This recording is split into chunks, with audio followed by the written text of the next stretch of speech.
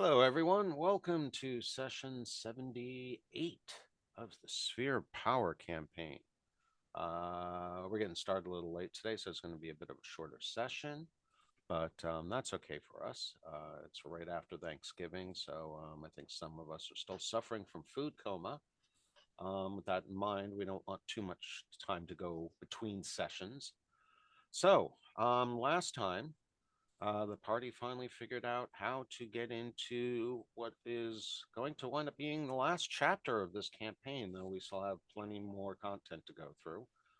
This isn't just turn in the keys and collect the reward. There's still quite a few things to be dealt with for sure. So, um, in summary, after close to 2 months of grueling journeys across a relentless and unforgiving desert, the view that now presents itself before you seems almost alien. Instead of an endless expanse of sand and cloudless sky, you now behold a large clearing of green grasses buttressed by dense tropical foliage in the distance. Tall, verdant palms with yellow fruits reach majestically for the dome sky, surrounded by dense clusters of fronds and ferns. No longer scorching and oppressive, the air is still warm but comfortable, and carries just enough moisture that your nose and lungs feel like a sponge absorbing it all into your long parched bodies. The smell of petrochlor tells you that, in fact, rain has recently fell in this remarkable place. The gong that sounded upon each of your arrivals upon this platform has made it quite clear that your presence has been announced, but so far you have witnessed the passage of no person nor fauna. So, that is where we find ourselves. Um, I guess, yeah, according to the background information I've been given, since it is early in the morning, this dome sky actually is much less bright, about providing about the equivalent illumination of moonlight. There is no moon in the sky, no single source, just the overall light coming from the dome um, is substantially diminished. You can presume with not too much, without too much insight, unless you would roll a one, that yeah, this is just a time of day, and that presumably it will get brighter. As any of you with any knowledge of plants would know that this is not enough light for all of this lush foliage to be growing in. So, with that, you know the map you see before you. I should point out, importantly, that your positions are somewhat relative on the platform, because each hex here is actually 200 feet across. This area is very, very large. So to reread the description that you were given upon entry to the area. Oh, not that one. There we go. On this hexagonal platform, nearly 600 feet wide, and that's just the platform, 6 white marble pillars rise high overhead toward an opalescent dome.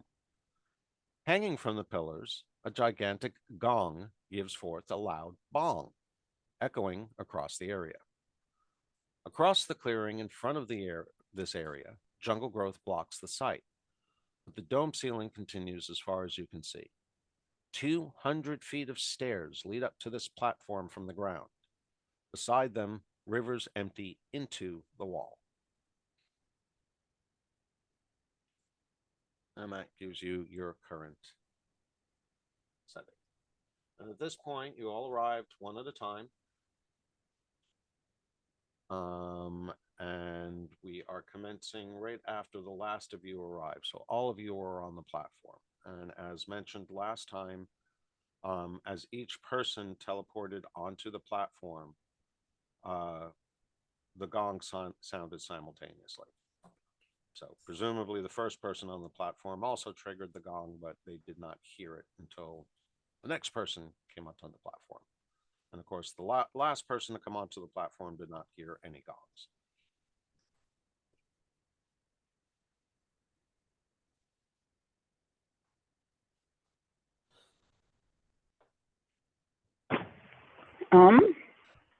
What would you like to do?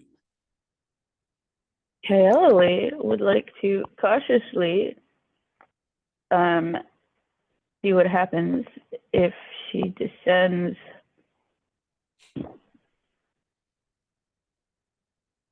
that way.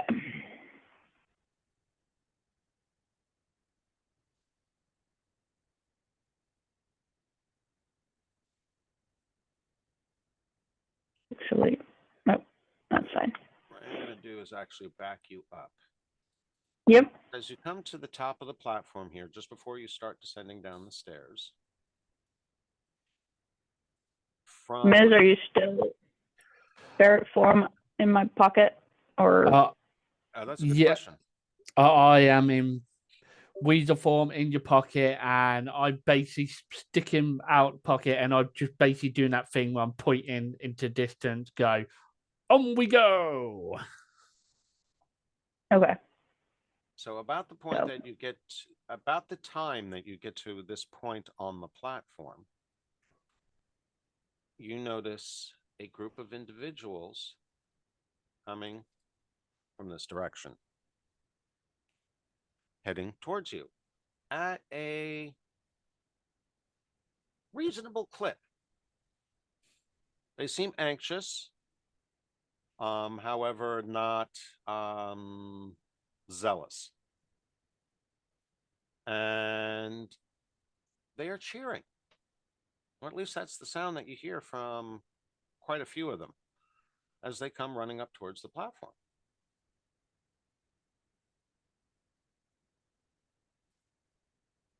Anything you would like to do as they begin to approach? And at this point, both of the Goliaths have noticed them approaching. Fekish has as well. Jim has not, and Mizram has not.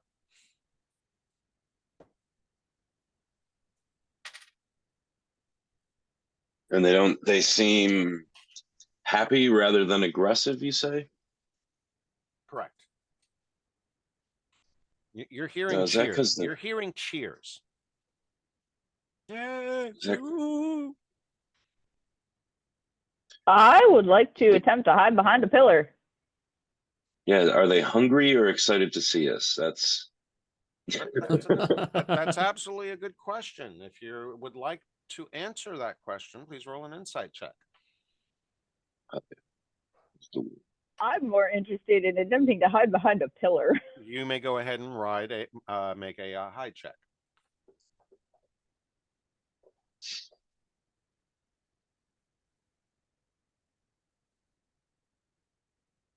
And you want to roll for your brother also, Matt? Yeah. Thank you. I'm almost there. No problem.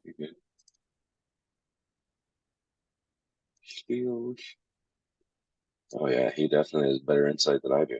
And Ms. would like you to roll a perception check, because as soon as you notice her beginning to hide, you're going to be like, what's going on?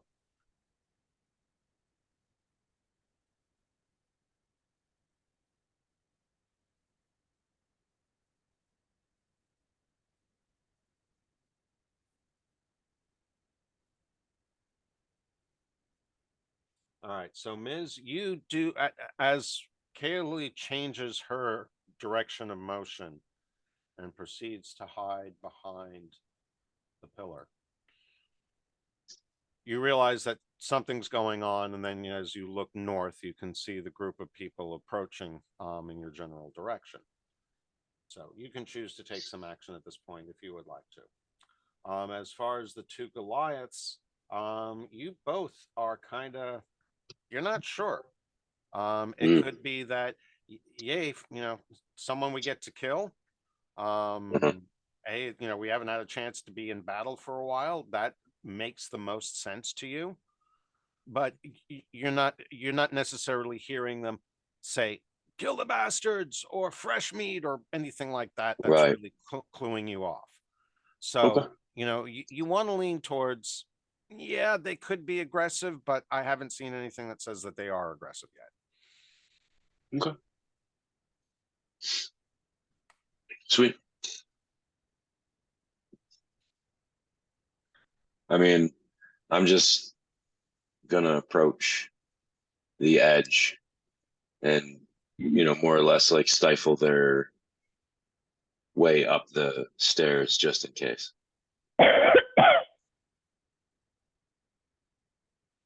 And as they make their way up to the platform or towards the platform, they don't start ascending the steps, but they start throwing up their arms and cheering.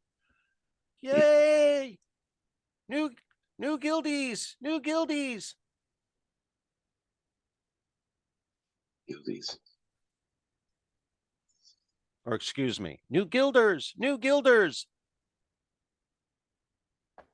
Guilders. Oh. I'm gonna look at the rest of the group and kind of shrug my shoulders, like, what?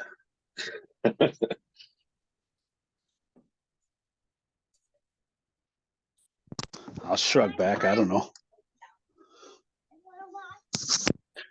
Come on, mute. Say again. They found Yeah, you said something about that last night. I told you I didn't really want to hear about it. I guess I'll just kind of let, I don't know, I don't want to should talk just about let them approach us and see where it goes. Yeah, like wording like that. call out to them and question what they mean by guilders, what they're looking for, or what they expect from us. I mean, We are all guilders. I'm a guilder. Johnny's guilder. Mook is guilder. You guilders. You join us. Do you know what? I'm having that gnome flashback in that tunnel again. Oh my god. I guess I'll gild her until it's not a good idea to gild her anymore.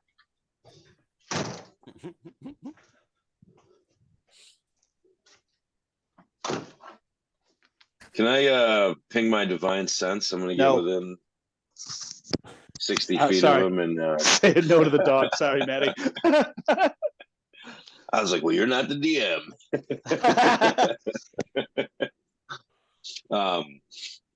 But yeah, I'm gonna get closer to him and just divine sense him and see if I get any wafts of noxious fumes or hear any heavenly music in my ears.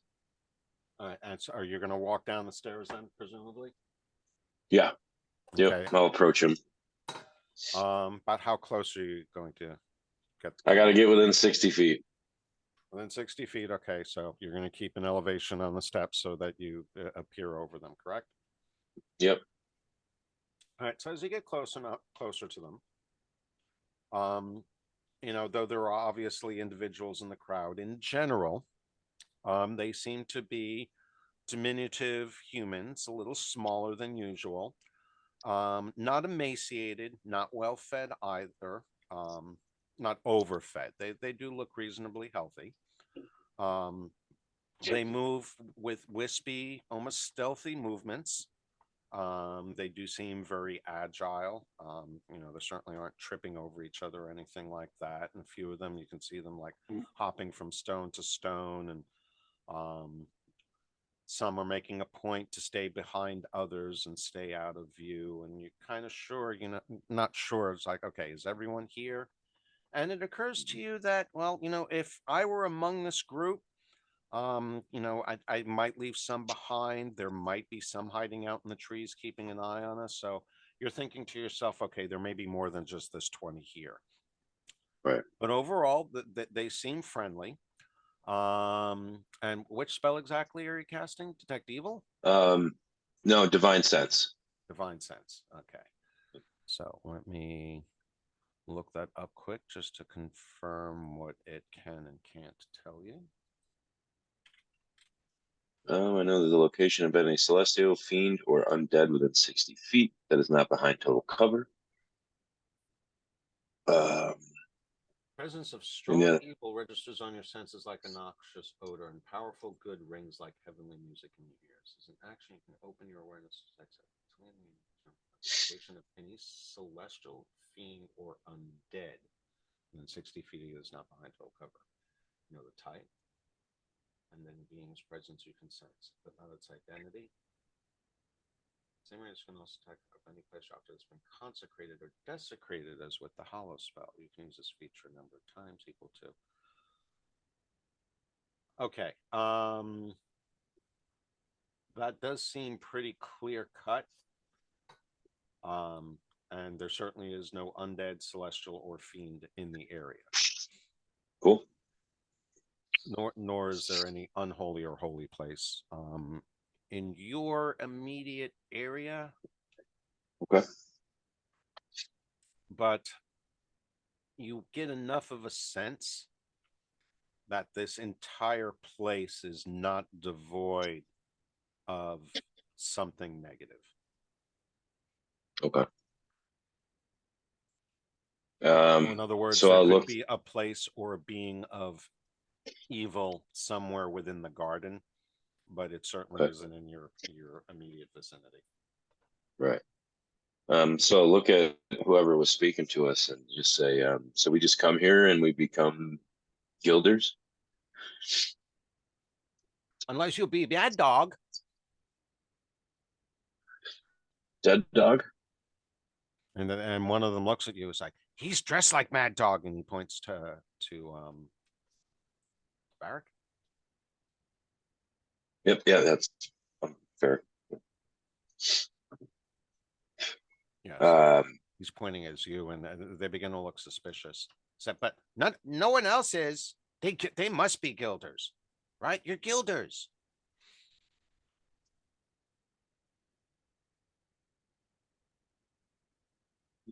yes. Can you show us around?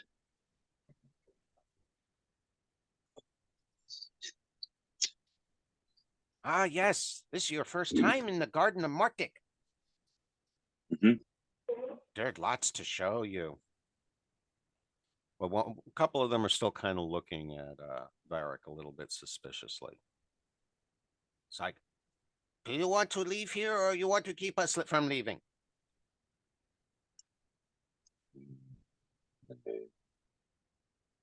Neither. You can go about your own business as you please, and we're here on our own business as well. So So you want to just stay here? until we're done doing what we came for, And what did you come for? I'm gonna look at the rest of the group again.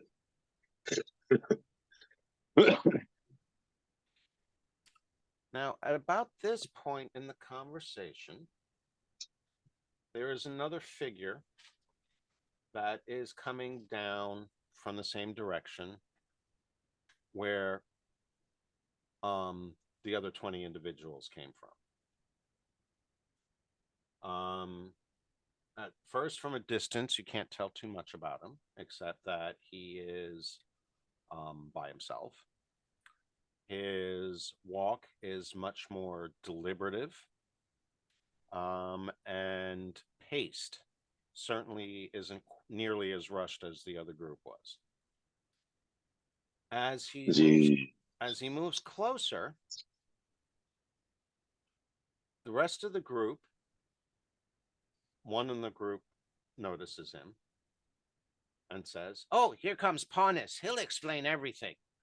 And the group kind of parts, about half to each side, and they bow to him as he walks up. And this is who you see walking amongst the group up towards you.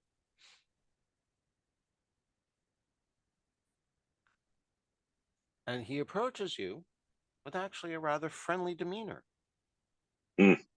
Says, welcome, welcome, my friends. It is so wonderful for you to join us here in the garden.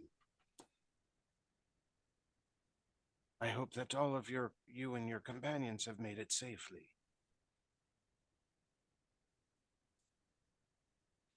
Do we know what he is? Anyone? Looks like a Indeed. drow to me. Right. But do our characters know? Well, I think the 3 elves would know. Sure. Mm-hmm. Now, But do the do the other small 3? I diminutives? do believe you have encountered at least one drow so far. Oh, that's right. We have. Yep. Do the other people look like deep gnomes? No, they just look like humans. Just, Okay. not particularly bulky humans. Okay. This looks like a group of people that have lived off of a forest and, depend on getting around and their stealth rather than their bulk or brawn. Mm-hmm. But Paunus, on the other hand, he's armored.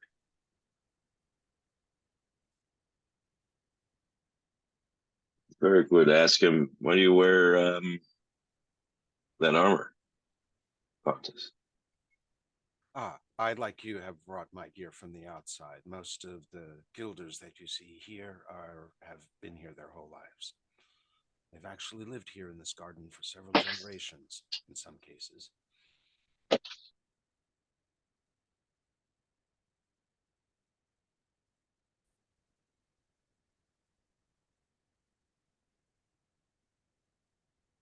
Is there anything else that I could answer for you, or perhaps you would like to join us at the feast to welcome your arrival here?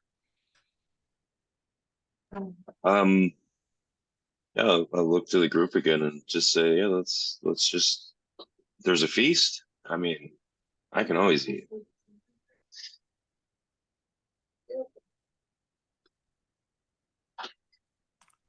And what says the group?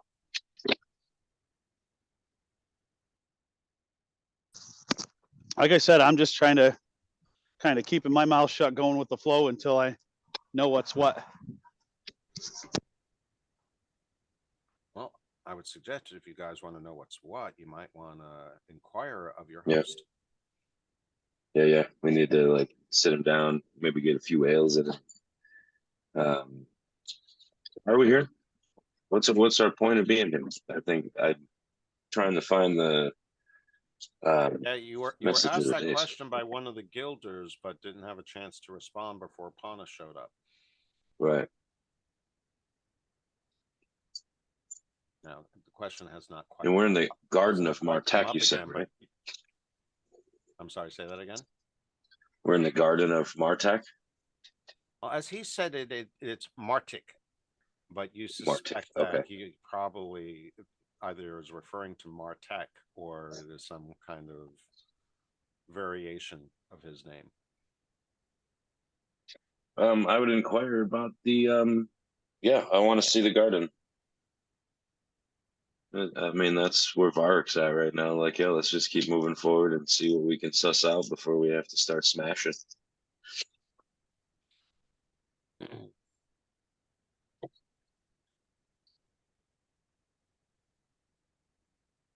Miss Drow has me a little unsettled, if I'm being honest.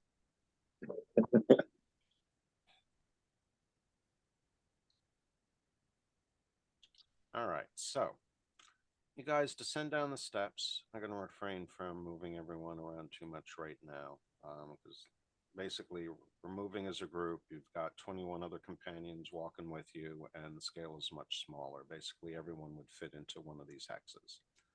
But we'll use the cone here as a general indicator of your position, your actual position being the point of the cone. So as you walk along, and as I said, these are 200 feet hexes in each across each direction. So it's going to take you a little while to make your way up through here. And as you walk, Paunus starts engaging in conversation with you. Says, so I presume that you are here for the same reason that the rest of us are here, trying to fulfill Martek's prophecy.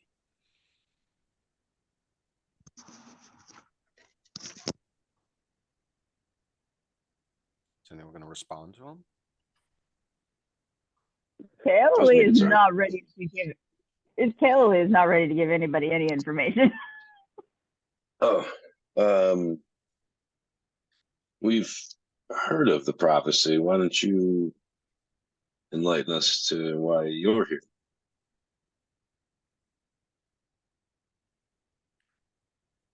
He kind of just did, you know. Well, Well, that's true. That's true. I, like everyone else here, have come to the Garden of Martek, he says the name correctly, in hopes of obtaining a sphere of power. Obviously, you wouldn't be here if you didn't at least know that much of the prophecy. What we didn't That's real what we didn't realize until we got in here is that there's no hope of getting any further unless we have at least 3 of the star gems. Neither I nor any of these poor wretched souls' ancestors managed to come in with any of the star gems. So, as a result, we are stuck here. So, we are hoping that you have brought the star gems with you, and then maybe finally I can get out of here along with my companions, and the rest of these guilders can meet their god finally.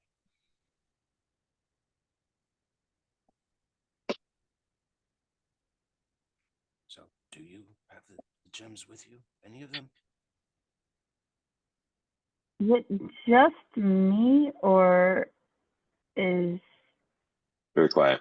it's hard to hear? I know you Getting- asked if we had any of the star gems. He asked us if we had the star gems with us, because that's why him and his companions came here, and probably these people's ancestors. But Am I they didn't coming- have any of the star gems. Did I catch you correctly, though, Alex? Am I coming through too quiet? Yeah. You're coming. Yes. You're coming through very quiet, and it was kind of choppy, and I was afraid that my signal was breaking up. Well, it could have been your end or my end. All right. So Yeah. basically, to summarize, and let's see if am I coming through better now? Yes. Better, yeah.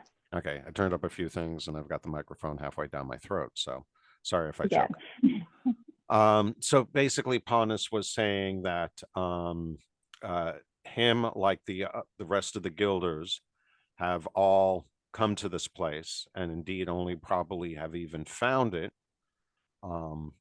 because they all had heard of at one time the prophecy of Martek, and he says the wizard's name correctly. But as he pointed out, he's a recent arrival. Most of these other poor souls have been here. Their ancestors came here looking for it. And much to their lament, they didn't find out until after they got here that unless they have at least 3 of the star gems, they're not getting any further, nor can they get the hell out of this place. So as he pointed out, him and them are all hoping that you guys have at least 3 of the star gems with you, so that he can get out of this wretched place and the rest of the guilders can finally meet their god.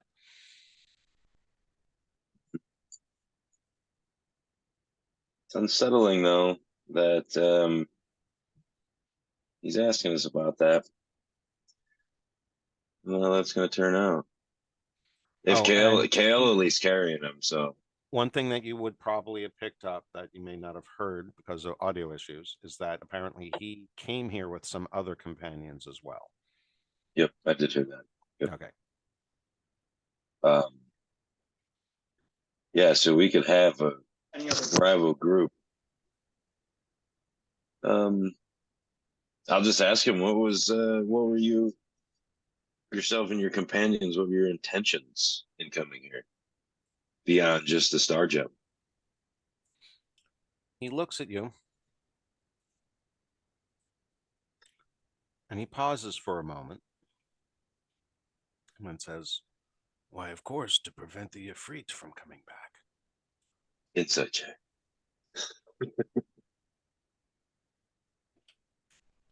The hesitation makes me question his. You no doubt noticed the sky sea that took up a great portion of the area just south of the pillars that brought you here, I'm sure. You know that was created by Kalatarius when he last fought Martek. The land was so scorched that most of the sand melted into almost pure grass, or into pure glass. And that is what now remains from that battle almost a millennia ago.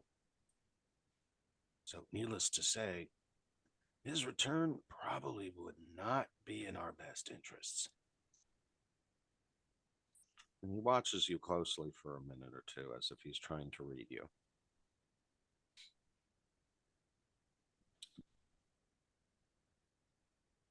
And then you start proceeding further on. Mhm. And I mean, I won't lie to him. I'll tell him that I do not have any of the star gems. Well, that's not a lie. You do not. You personally Exactly. are not carrying it. Exactly.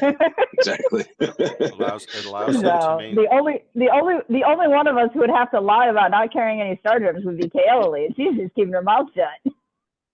And I'm just gonna tell him no.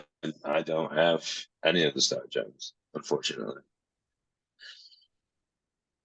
But I would like to participate in this feast he was mentioning in the garden and take a look around the garden for sure. All right, so D&D Overland Movement Rules in 5e. If you move 30 feet, if your speed is 30 feet, then you move 30 feet in a minute, correct? That seems kind of long. No, you get 6 seconds. Yeah. 30 For feet 30 every feet. 6 seconds. Okay, so that means Yeah. you're actually moving 300 feet in a minute. Okay, that makes a little more sense. All right, so with that in mind, though, still 2, 4, 6, 8, 10, 12. Still is going to take you about 4 or 5 minutes to walk the distance up to what appears to be a lake with several water sources going into it. And you can see also that there are a couple of pathways out of this grove. Mm.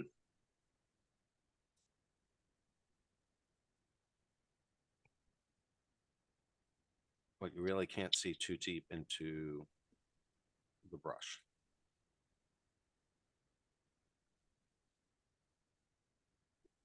Still got the sense though that there's some guilders sneaking through the brush and everything. Well, like I said, you haven't picked up on anything suspicious, Okay. but your general sense of if you were approaching visitors or new people that you weren't sure about trusting, and B, the sense that they do appear to be very stealthy and agile, Right. your Right. your sense of insight, Chances like, are. there could be others in there, and it would be foolish of me not to presume that there aren't, but you haven't seen any Okay. signs that there are. So It just occurs to you that it would be very likely. And so as a result, you're looking out for others, but you haven't seen any sign of them yet. okay. Which either indicates that you're wrong or they're very good at it. Yeah. Now, as you continue to make your way up to this area, you see that there's a little village here. Several huts, all kind of laid out. Get to the description. The Gilder village lies quietly near a calm lake, which is about 200 feet wide and 500 feet long. Among the wooden huts with woven mat roofs, the villagers go quietly about their business. On the north side of the lake, there are 15 heavy bamboo cages. All are empty. And at this point, as well, actually, as you were walking along with Panis, the majority of them were walking right along, very close next to you. Some of them perhaps too close. They were like pointing out things that they noticed on your belts and your clothes, and you could hear a few oohs and ahs and hmms. But like 2 or 3 of them also ran ahead to the village. And by the time you actually could come up to the huts, you can see that there's an increase in activity there. A few fires have been lit. You can see two of the females and a third male coming out of one of the huts carrying a large spider carcass and putting it Yes. onto a spit. And then they start getting it ready and wrapping it around the spit and start tossing some spices on it. And one of them sits there and it's, rotating the spit and, grilling up that spider for you guys. I gotta assume the brothers are looking at each other like, yeah. I'd Licking like our to think so. chops. A few of the others are coming out with baskets of mostly tropical fruits, things like mangoes. There's an abundance of what we would call bananas, but none of your characters have ever seen this fruit before. But Sweet. there's also a large quantity of ruby red berries that aren't like anything that you've seen before either. Nice. I would just, if somebody handed Varric a banana, he would just eat it without peeling it. Smells good. Well, as you guys sit down at the table that is being set up for you, and they're doing it kind of in real time. So there are tables already laid out, but there aren't any settings or whatnot. But Paunus walks up, he gestures you to, make yourselves comfortable at the table. He whispers something to one or two of the people, and they immediately run around, and the women are the spider goes on the grill or the spit. The other ones come out with the baskets. They place the baskets down on the table within reach. So you're more than free to grab any of the fruits. Are you ready to try something brand new, or are you going to go with something a little bit more familiar at first? Actually, I'll there give a probably banana isn't a much go. else that's familiar. It's primarily going to be the berries, the bananas, some coconuts, and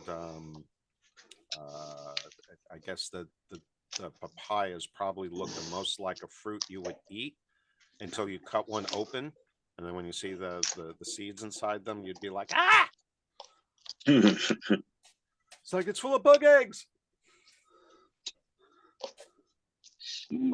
And of course, if any of you did grab a papaya and did that, a few of the villagers would probably laugh at you. So Pauna sits down. He takes a place at the head table, at the head of the table where you guys are all seated at, and said, "I am sure my companions will be joining us shortly, but please, until then, might I be acquainted with who is joining us this evening?" So basically, he's asking you each to give introductions.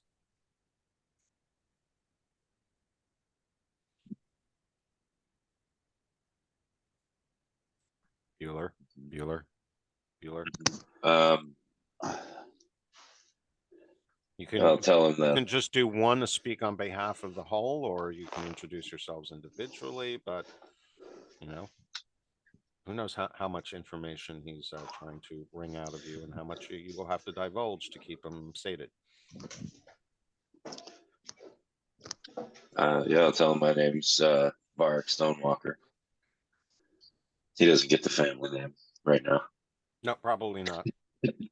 And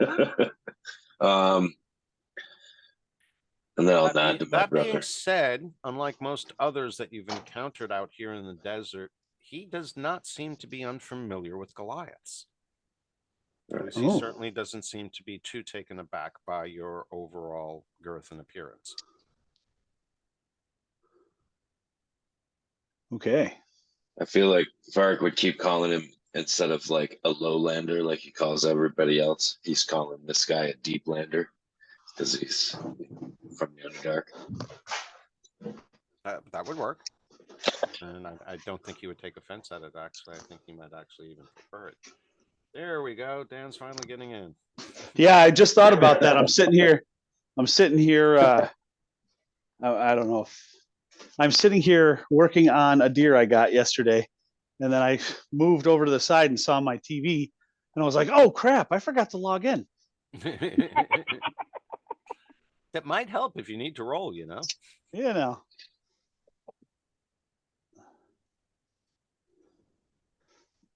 And I'll follow up and say I'm also from the clan Stonewalker as my brother. And I am Haig. I think at this point he's identified himself, so we can click that. Excuse me.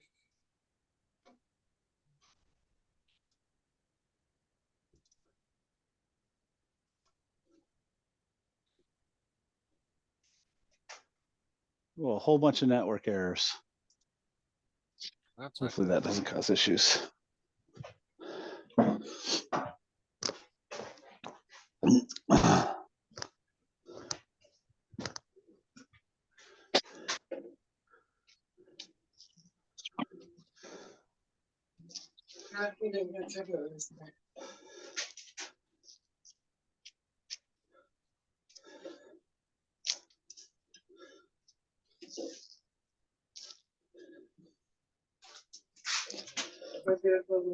Give me just a moment. I'm trying to double check something.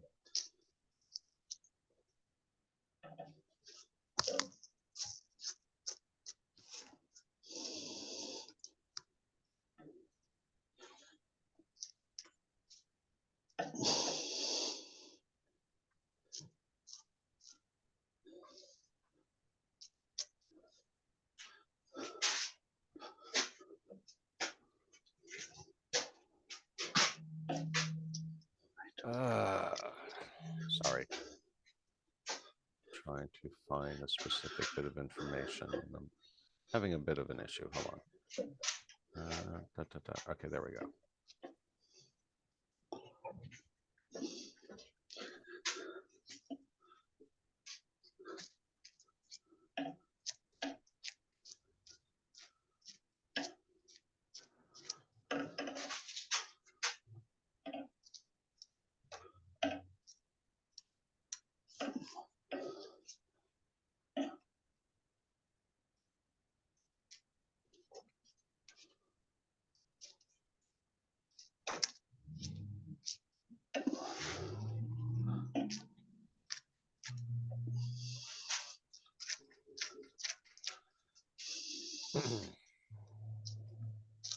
All right.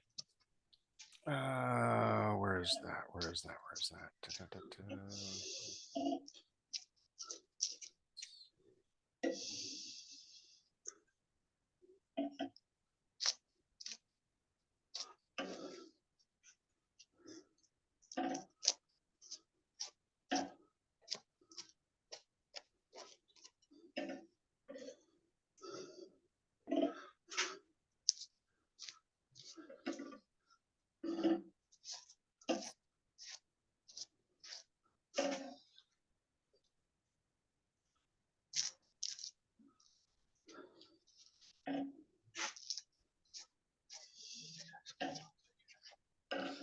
All right, so you guys are eating. Where are we at in the questioning process? We were introducing ourselves. Right, okay. And so it was basically just the two of you answering. Fekish and Redrith are staying quiet for now. Kayla Lee, I know you're not bothered. Actually, Kayla Lee, did you follow along with the rest of the group? Or are you staying out? I didn't even check to see if you were noticed or not. You're just, yeah. I presume you're not staying out of sight, but low key. Yeah.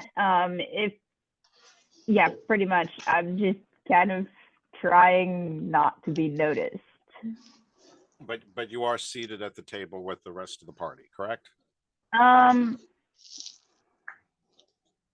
Yeah, because it would have been too hard to actually try and hide as we walked. And without decor also ducking kind of tells in. you that you would probably insult them if you did. Yeah. So with that in mind, are you partaking in any of the fruits? The berries do look very, very tempting. I should also point out that the tables are set out rather nicely. You know, the furniture and the equipment's not anything ornate, but they do seem to have a style for decor and feng shui, for lack of a better word. And you're right up against the lake there. You can hear the lake lapping up against the shore. It looks very, very refreshing. It's very, very clear water. And there's actually even the sound of some wildlife. You hear a few birds here and there. You occasionally actually hear the caw of a parrot, which for some of you is like, what the hell was that? But overall, it's a very relaxing environment. Everything here seems very, very peaceful, except for the uneasiness that you're getting from Pawnus. Yeah. I will be observing the villagers eat, and attempting to try some of these fruits. But I'm definitely keeping an eye on the drow because he was asking questions about star gems, and that is our mission. And I don't want him to. I don't want any trouble. and he has biggest potential to cause trouble. Yeah, Vark's keeping an eye out for any of his companions to arrive and not make themselves known in the same sense as Kayla.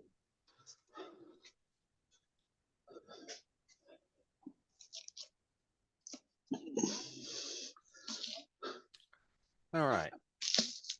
So, at this point, it's mostly small talk, nothing of great importance that occurs. He allows you to enjoy the food.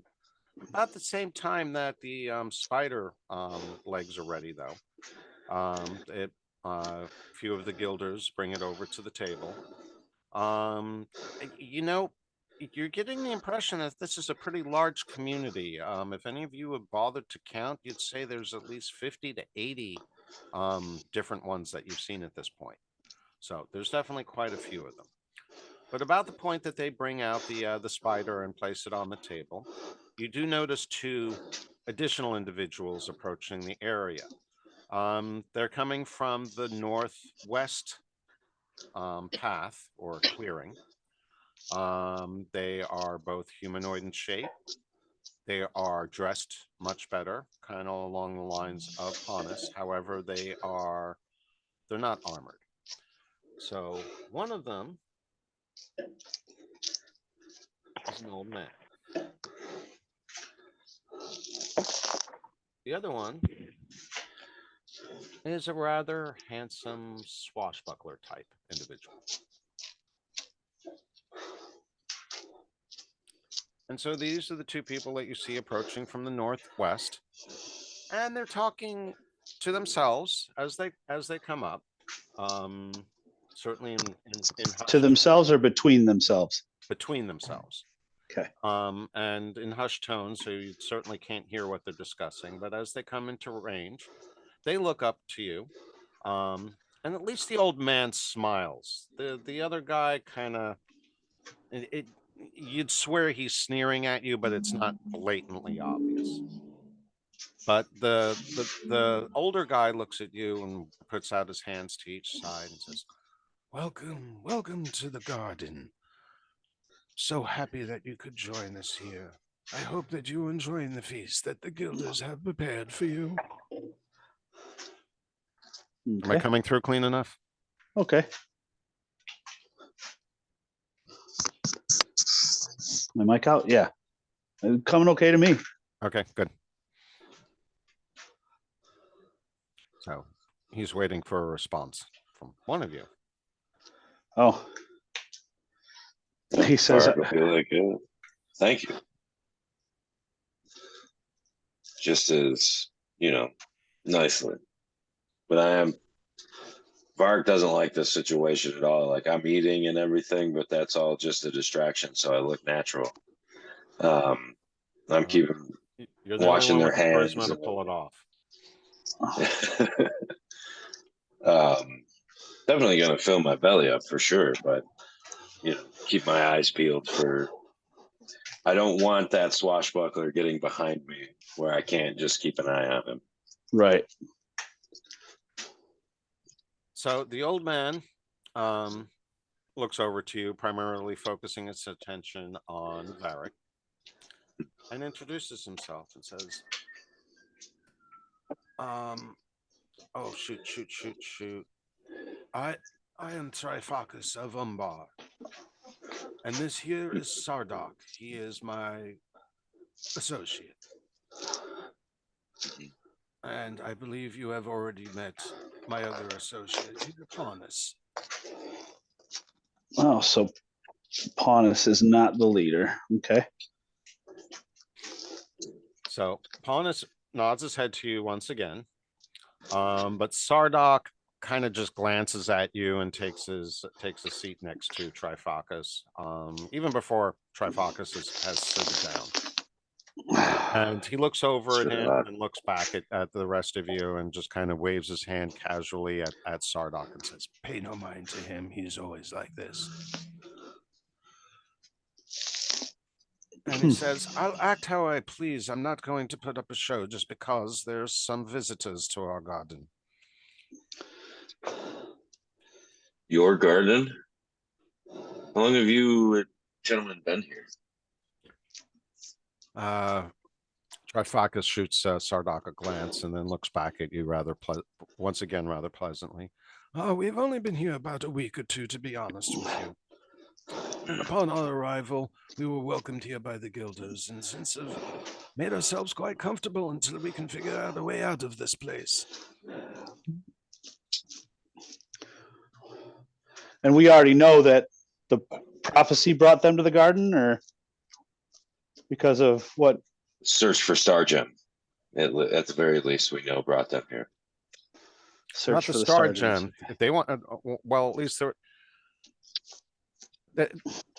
they want the Star Gems to move on. Why they're here is because they were searching. You're not sure either for the sphere of power. They were searching for the sphere of power, and they said it's because they wanted to fulfill the prophecy. But you have your suspicions if that's what they really wanted it for. Gotcha. Stop, dog. They obviously know of the prophecy that Martek's sphere of power is supposed to be obtained here.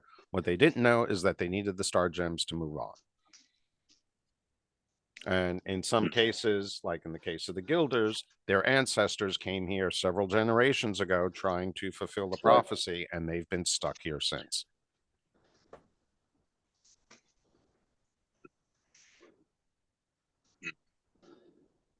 So, folks, I'm going to take a 5-minute break quick. Sorry, I need to hit the No worries.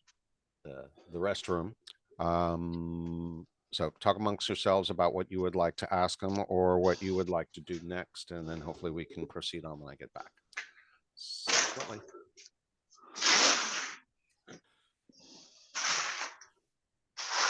Well, whatever you guys plan, then I'm all for it. I guess we just don't know enough about what's going on to know what to ask. You know, I would just be,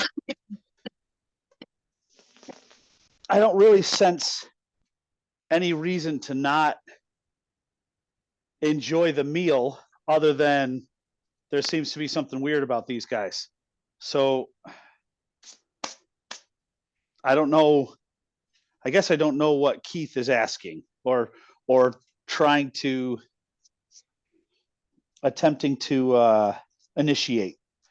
You know, I would. Well, it's that party is trying to find out if we have any of the Star Gems. I get told that. them, yep. And then we're trying to figure out if their intentions are as altruistic as they're presenting. Oh, and I doubt it is, but Right. how do we initiate forward motion? You know what I mean? Like, I would just stay quiet and eat, you know, until I don't really find myself in any necessity to act right now. We're eating, nobody's attacking us. It's just kind of weird, and nobody's tried to steal the Star Gems. I guess it's just business as usual as far as I'm concerned. No, with the weird feeling from them, I've got more questions to ask. Like, they were the rogue-ish fellow referred to it as theirs, so they either see themselves as part of the community after a week, or have spent the last week putting themselves in seats of power, which implies to me that they're ill intent, not good guys. Right. So I want to know more about that. And if there's more, is this the only 3? Like, who else is here? Right. The way the wizard shot the rogue a glance when I mentioned that he called it theirs was interesting. I agree. But again, being a charismatic character, you know what I mean? Like, yeah, you're like, nothing, everything's okay here. I just have no reason to move. It's not that I don't. It's not that I trust these guys and any of that. It just, to me, it just really doesn't matter. I'm not in any sort of danger. What are we here to do? What are we trying to do is what I've been trying to get to the bottom of. Because that's stifling my conversation. I don't know why our party is here. Right. What brought us here? Oh, were you not here last week? Oh, No, you I weren't. wasn't. This is just the next step. This is when we were We have to come to the garden to fulfill the prophecy. we found obelisks Mhm. that were like magical tuning forks. When we Okay. hit the obelisks, this, and Alex, you can correct me, but this is kind of what showed up. The obelisks were magically hiding this place. Yeah. Okay. Yeah. By hitting them at the right frequency, this place appeared in the sky. And then I forget exactly how it was discovered, but I think it was like a column of light in the center. And Red Dress jumped into it, and then the rest of us followed. Although I might not have actually stepped in the center, I might have just kind of flown into the column with the ferret in my pocket. That's all right. Because I was already up in the air from trying to figure out how to operate the spires. So this is the next secret area. Mhm. It was hidden. It was hidden in plain sight at the end of the path, pretty much. Yes. Okay. And this is the next step in our path to recovering the sphere of power and using it to defeat the Ifrit. Right. Solid. And I believe Keith said something about it being Martek's domain or something like that last session. Yep. Martek's garden. Martique's. They're calling it Martek. They're calling it Martek's garden. Yep. Okay. So I mean, we could ask them if they've located the sphere of power. Do they have the sphere of power? That's what they came here for. So it calls into question if they may have the sphere, but they mention that they cannot get out.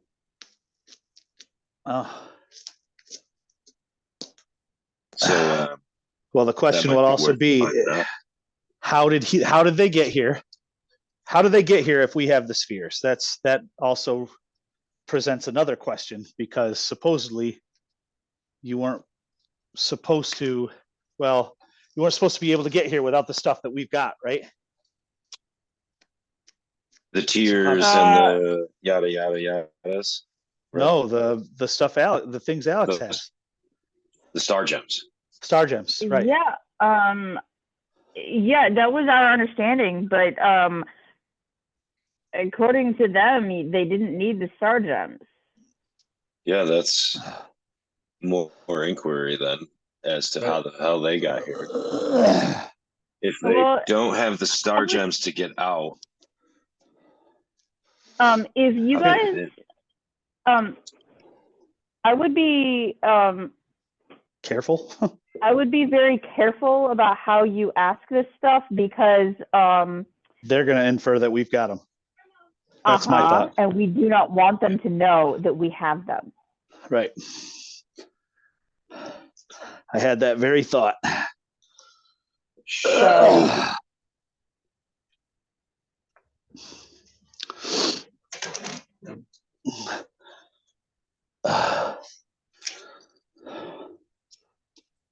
Okay, sorry for the wait, guys. I'm back. All right, so everyone's here, yes? Yeah. Miz is marked as AFK, and I haven't heard him in a while. Okay, and what happened to Dan? Did he get disconnected? I'm here. Oh, he's here as Hague. Yep. It's not showing up on one of my screens, but he is on the other. There we go. All right.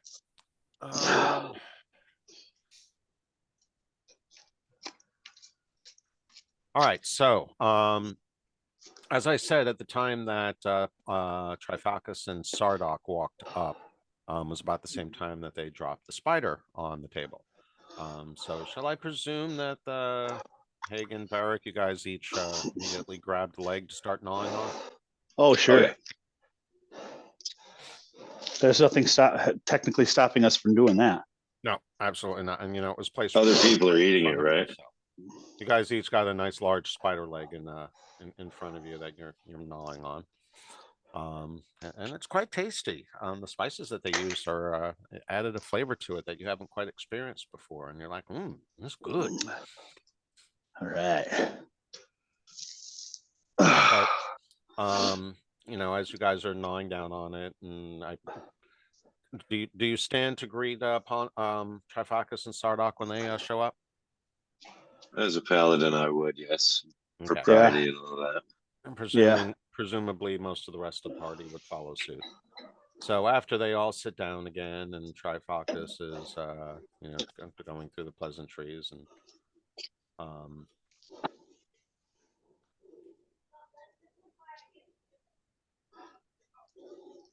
so yeah, he looks to you and again focuses primarily on Varric. So tell me, what brings you here?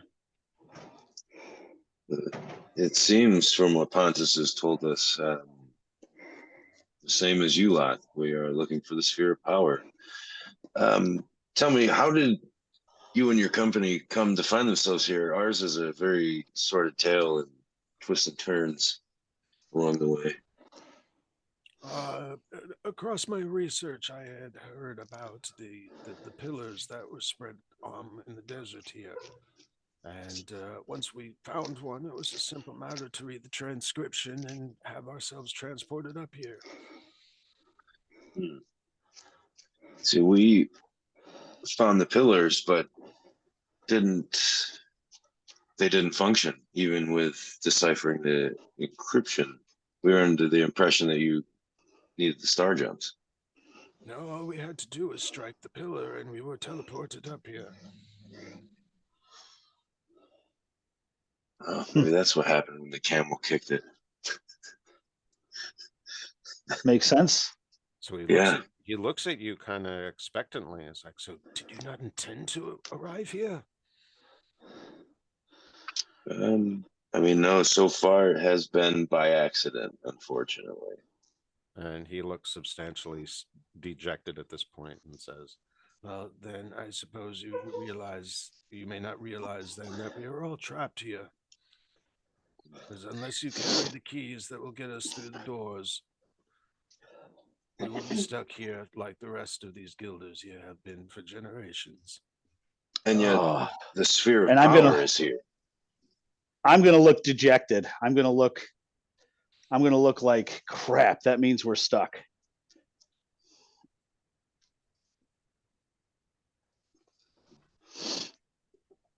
Of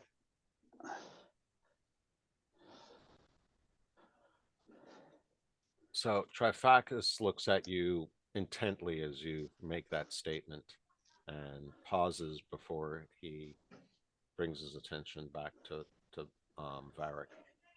Okay.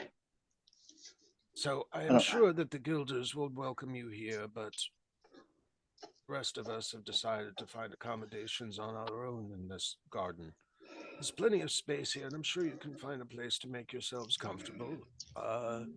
There are a few spots that are less than hospitable, but Sardoc and I have managed to build ourselves a little hut up in the northwest clearing. You're more than welcome to find a spot up there if you wish. And you haven't located the sphere? No, the sphere presumably is beyond the great doors, but without the keys, there's no way to get past them.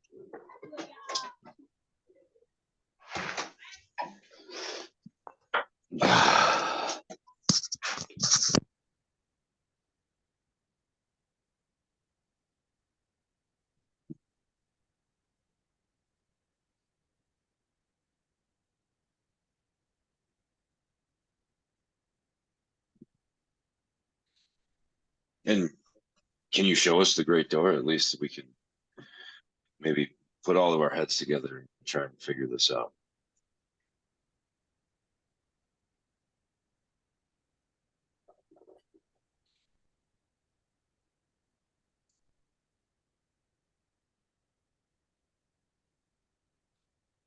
Barak and Haig, you both notice throughout the conversation and as time wanes on that Sardok is very obviously disengaged. He seemed very intent on listening to what you had to say up until the point that you guys pretty much revealed that you were here by accident, and Mhm. at that point, Sardok's just been kind of enjoying the meal and not paying much attention to any of you.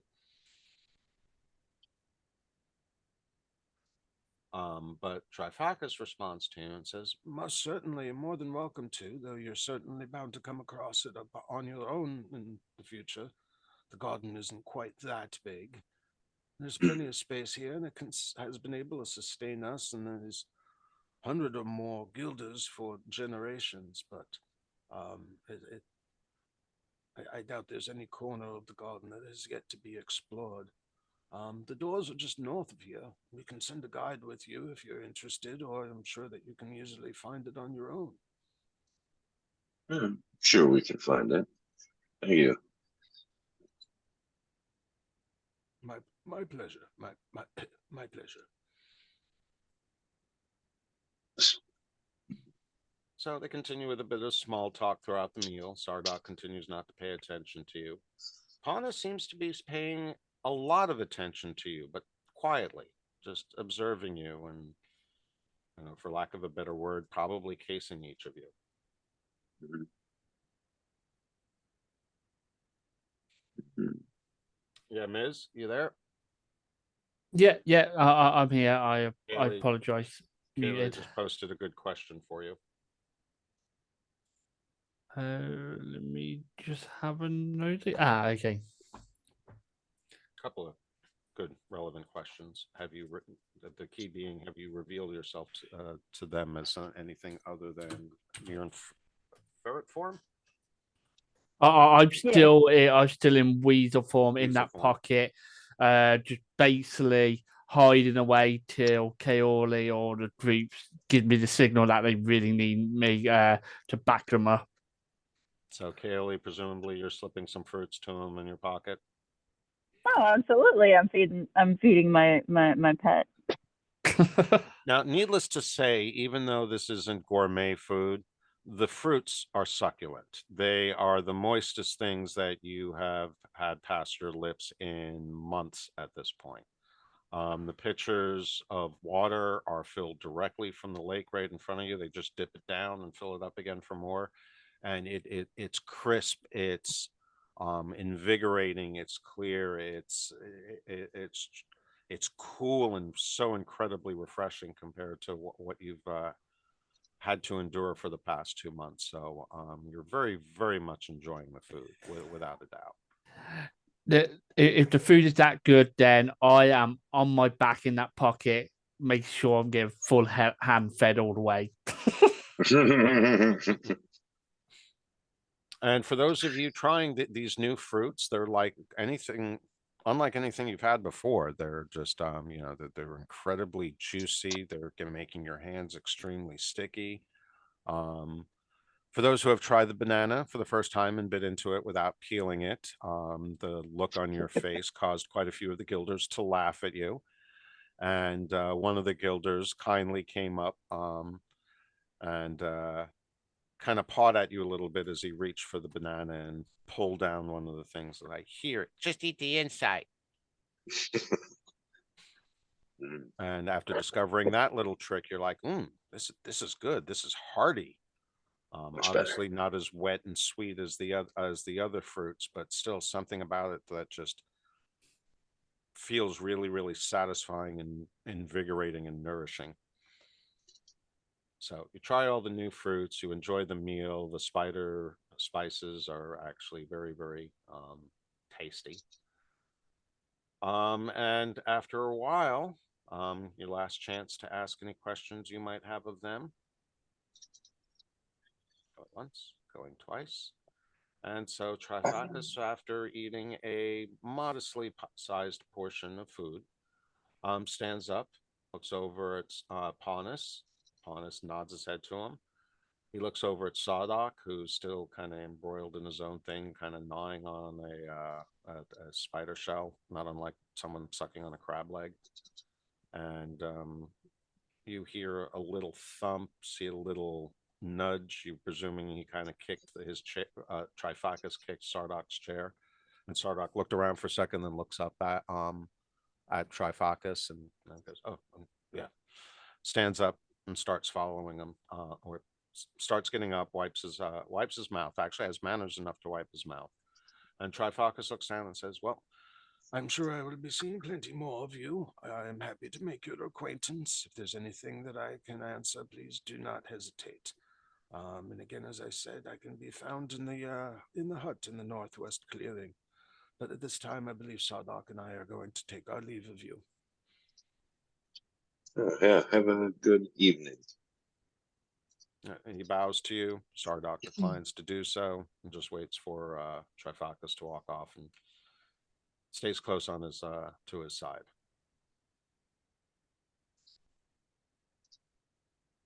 Honus continues to eat.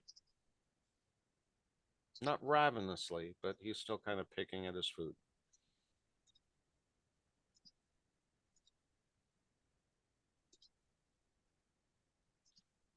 Let's see. At this point, didn't take you that long to get up there, but we are going to say that you spent a little time eating. And given the hour, yeah, they broke out a bunch of ale also. So a few of the guilders have definitely gotten themselves pretty sloshed. Are any of you going to drink ale? And if so, Oh, yeah. Moderately or liberally? I'm a Goliath. It's a feasting evening. You gonna Oh, yeah. chug? Oh, yeah. And the ale is not exceptional. You can tell it's kind of ad hoc, but it's certainly a lot better than moonshine. It's Oh, yeah. got just enough kick to it. It certainly isn't too watery, but it is lacking a little in body and flavor. I will be drinking moderately because of the Company. the current state of things. I want to be able to be a little bit on my toes. I have the ability to cure myself of poisoning, so with divine magic. So Yeah, I guess being drunk does count as a form of poisoning.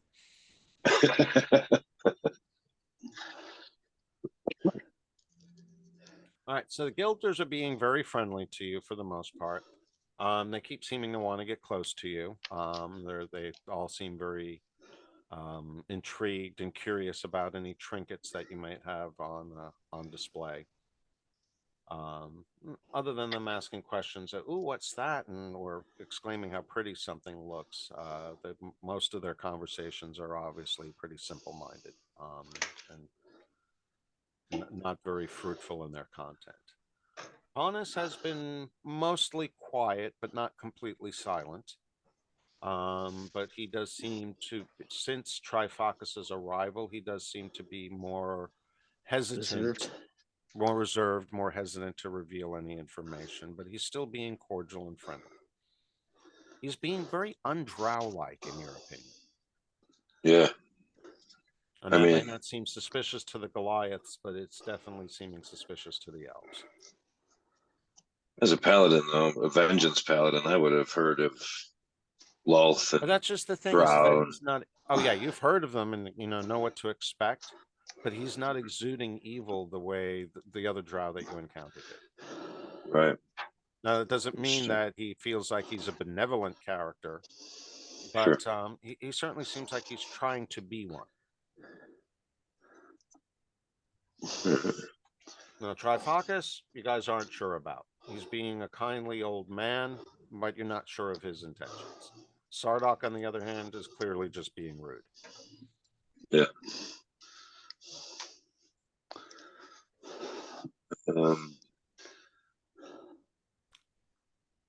Shit. But we're going to say that you guys use up a good 2 or 3 hours in feast.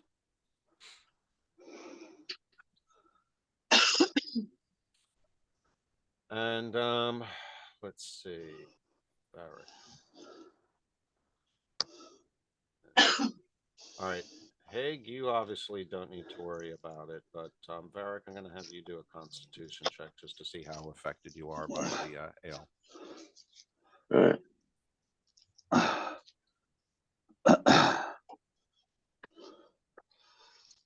All right, so you've got a pretty good buzz going, but you're not really impaired. In the modern world, you'd probably be held for DWI, but you're like right on the borderline. So you're a little more talkative, you're a little more impetuous, but you haven't really lost your coordination yet. All right. I would be like, Pontus, what's a drow doing way out here in the desert?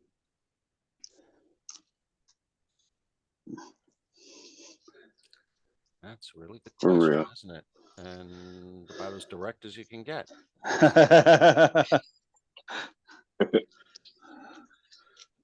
Well, it seems several moons ago I found myself in league with Trifacus and Sardoc. There's definitely a dripping disdain in his voice when he mentions Sardoc. And Yeah. he hired me to help him get into this place. Little did I know that we would be stuck here. Is Trifacus a wizard, or is he a learned arcane user? Oh, most definitely. I have learned a few incantations from his practices. It seems he knows quite a bit, perhaps more than he even is willing to reveal.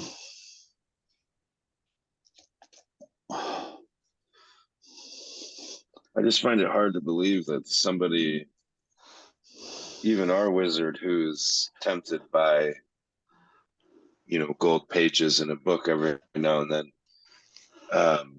wouldn't have come this far without knowing more than Trifacus leads. It's more than he says he knows.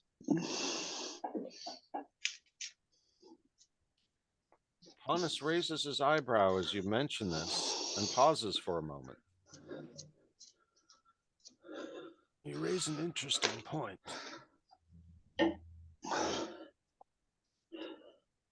And he thinks again for a moment. Indeed, in the Underdark, the story of Calatarius is not exactly well spoken, and I was unaware myself of the requirements of the Star Gems. But it does seem unusual. I would agree. It seems unusual that he would enter this place without knowing the purpose. Then he looks up at you and says, "So how is it that you knew of the Star Gems before entering?" We heard the singings of the people in the towns to the south of here.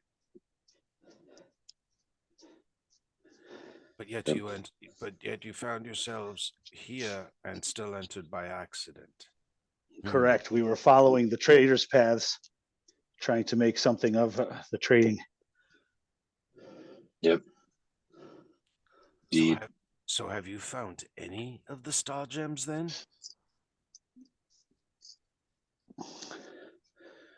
As Varric states, we have yet to be in possession of but any of them.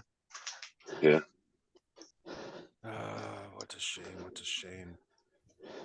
Is your company in possession of even a single one? No, regrettably not. And with how long the Guilders have been here, I fear could be eons before anyone shows up with even one of them, much less all three.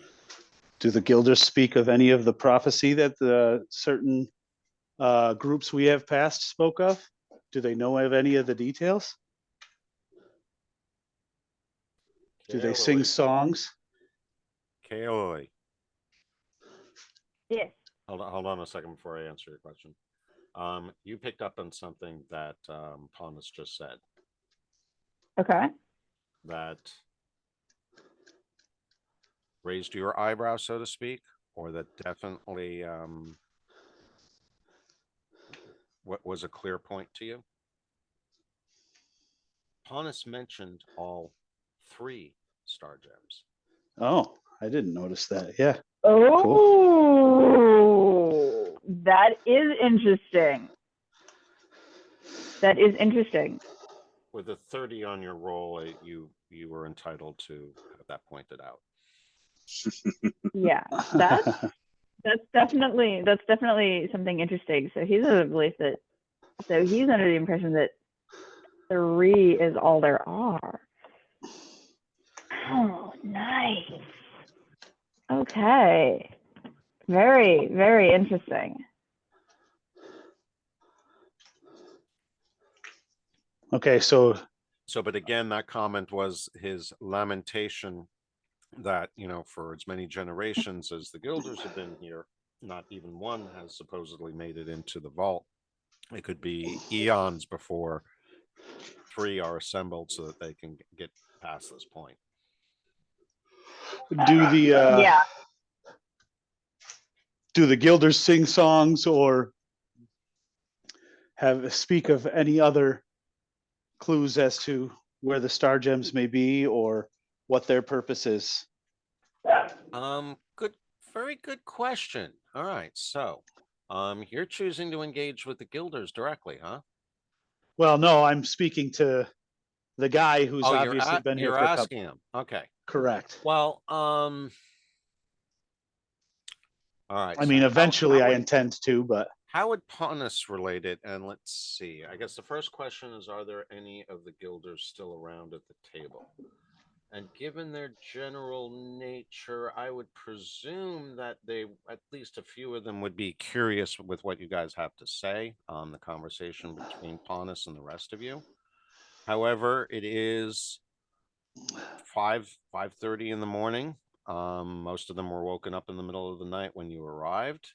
And those few that are left have definitely indulged in the ale, much more so than any of you, and certainly are not of the caliber to process it as well. So, that being said, there probably are a few around, but they're kind of like sitting there like, half asleep, half awake, not really sure, what's being said about anything. But one of them does pop up and says, "Oh, sure, we got lots of songs. You want to hear one?" sing away, good man. All right. So, um, give me 1 second.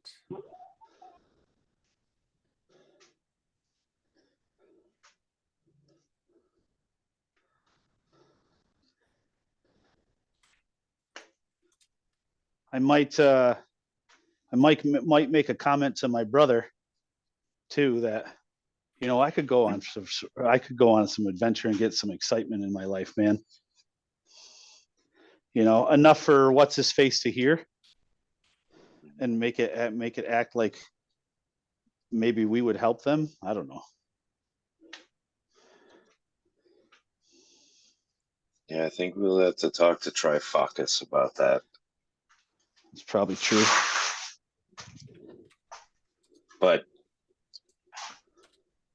I know the stress seems.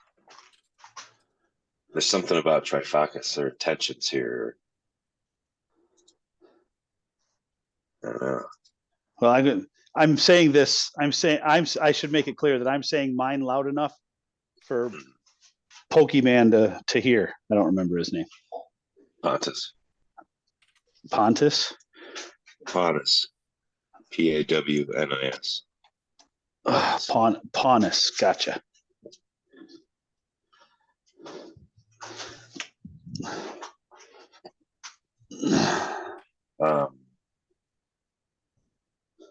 Okay. So he starts singing the following. Forgive me for not having any audio to go with it, but the lyrics should at least be worthwhile. Oh, Master Gilder was a sly old fox. He'd steal your gold and steal your socks. He'd take your jewels and your pies and leave you with nothing but lies. Steely, Steely's all for me. Master Gilder's happy as can be. He'll take your treasures without a care and leave you with nothing but despair. He'd sneak in the night like a shadow and leave you with nothing but sorrow. He'd take your money and your pride and leave you with nothing to hide. Steely, Steely's all for me. Master Gilder's happy as can be. He'll take your treasures without a care and leave you with nothing but despair. So if you see him coming your way, you better hide your gold and your hay, for Master Gilder's on the prow, and he'll take your treasures with a scowl. Steely, Steely's all for me. Master Gilder's happy as can be. He'll take your treasures without a care and leave you with nothing but despair. Okay.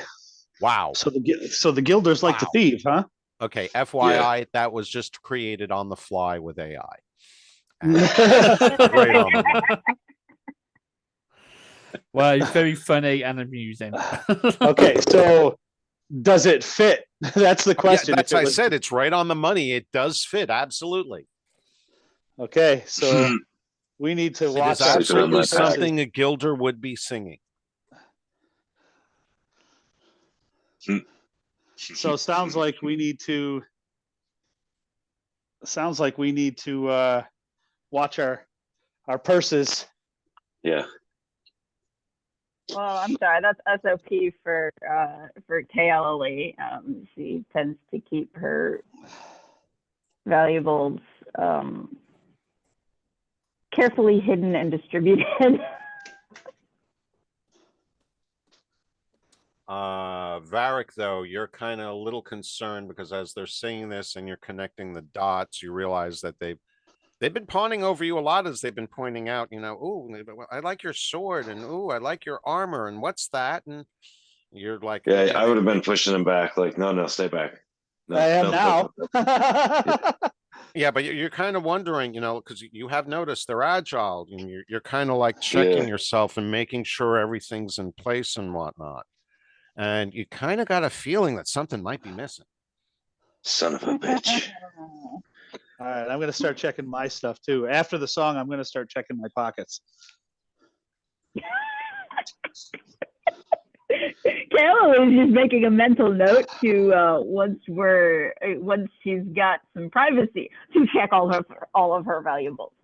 And she kind of like she kind of notices you checking your pockets after the song, and she's just kind of like, right. See, this is why you need pockets like Weasel bodysuit. No one getting your money this way. Does Miz notice he's missing anything? The only thing they'd be able to steal from him is the famous, food I've been what? sticking in the pocket. We're famous last words. We're kind of Miz. at a perfect point right now. We're about 4 minutes short. And rather than rushing through it, I should probably honestly do a couple of die checks and whatnot and see what might or might not be there. I don't think I am disclosing too much by suggesting that there is a possibility something might be missing on any of you. But you do not know for sure at this point. All you have is a suspicion, and we are going to do an inventory, which I will summarize hopefully before next session. Okay. So Okay. you may or may not have anything missing at this point, but you are pretty sure Suspicious. you're camping out with a bunch of pickpockets. Yeah.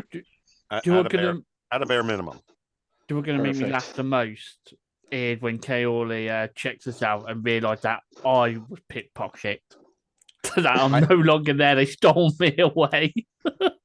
I will confirm at this point that Kaoli, you do still have all 5 star gems, and you are actually reasonably confident because of your general apprehension towards contact and even being amongst the crowd that none of them have really come that close to you.